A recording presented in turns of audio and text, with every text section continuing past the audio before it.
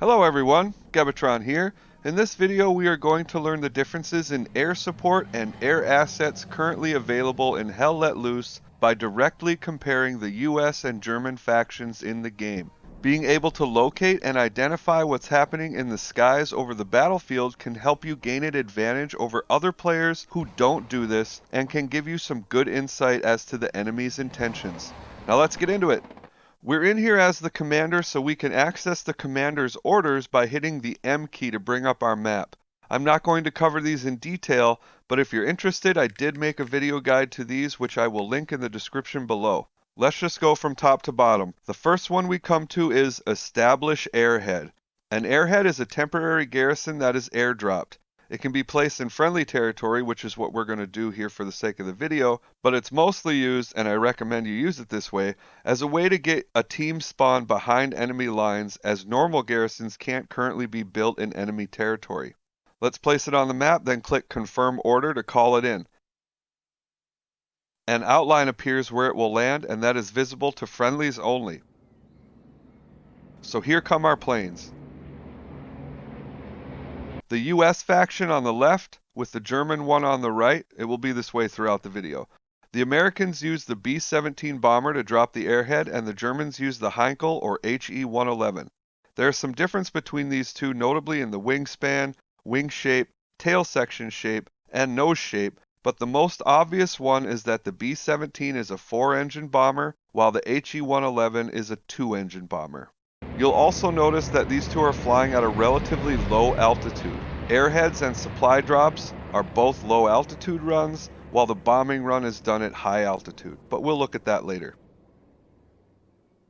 Let's look at the airhead asset itself. From what I can tell, there are no real differences between the US and German airheads. If you guys think there should be, let me know down in the comments. They both use red parachutes and look like a pallet of gear or whatever to me. It's important to identify and locate these, as the enemy can use them to quickly relocate large portions of their team behind enemy lines. A well-placed and timely used airhead can turn the tide of a match in a matter of minutes, so you want to locate these. You can't destroy them, but you can get close to it and stop an advance forming from it. It can also be useful to understand the cooldown times of air support. The airhead has a 10-minute cooldown, so once the enemy uses it, you have at least 10 minutes before it can be used again. Let's move on to the supply drop. Once you click on supply drop, it says a plane flies over and drops a crate of supplies via parachute to the area. This has a 2-minute cooldown and is probably the most common form of air support you will see in the game.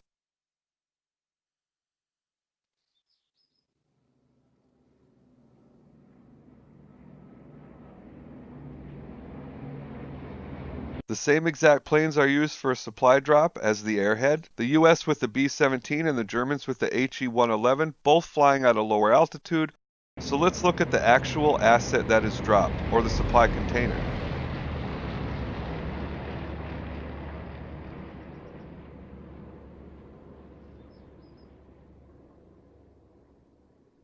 So on the right here, you'll notice immediately that the German container is shaped like a torpedo, while the US container is more like a small rectangle or square. You'll also notice a difference in parachute color between the two factions.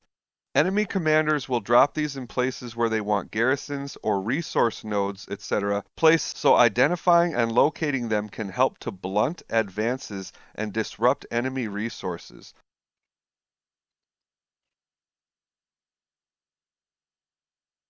Once located, they can be destroyed by approaching them and holding the F key.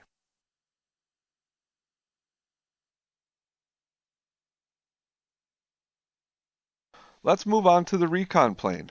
Here it says, call in a reconnaissance plane to briefly surveil the battlefield. The Recon Plane has a 5-minute cooldown.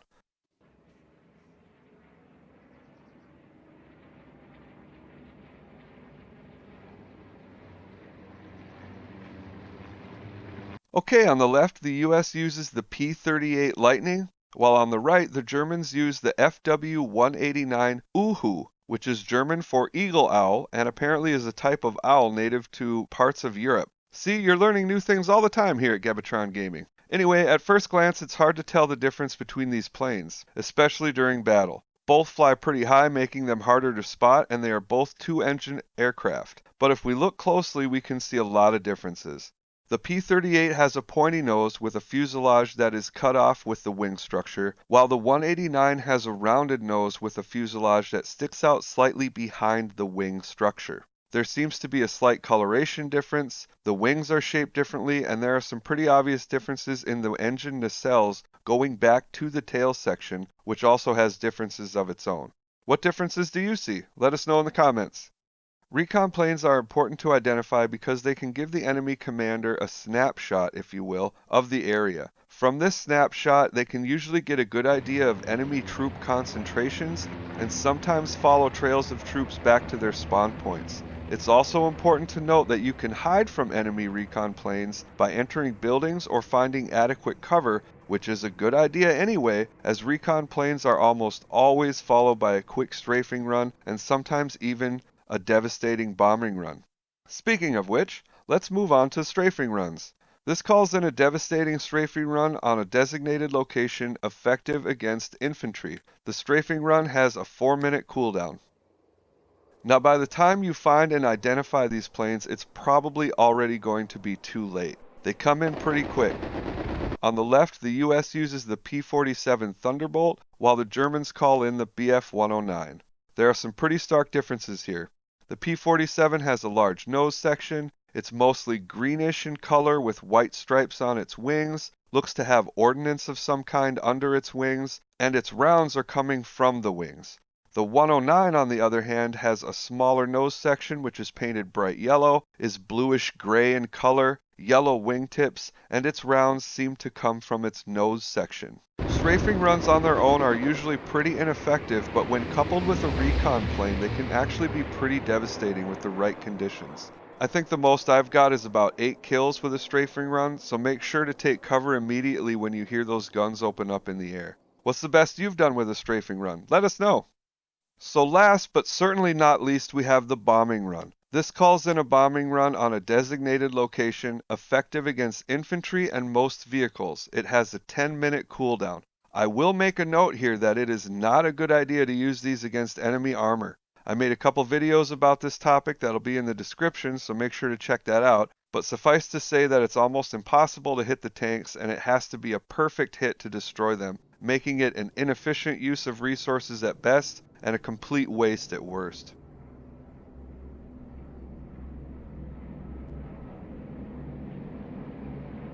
Anyway, here we can see the US is back to using the B-17 and the Germans back to the HE-111. Of course, the same differences as before, however, now you'll notice that they are flying at a much higher altitude than when they were dropping airheads or supplies.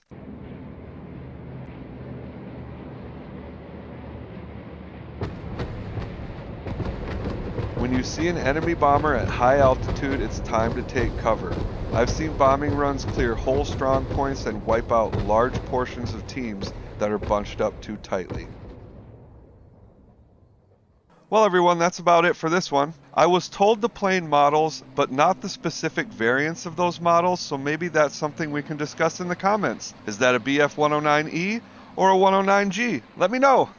Make sure to subscribe if you liked the video, share it with your friends or community, and remember to click that big thumbs up. Don't forget to check the description for more links. There's a PayPal link down there if you want to support this channel directly. I'll also put a couple of documentaries I enjoyed down there, as well as a link to purchase Hell Let Loose on Steam.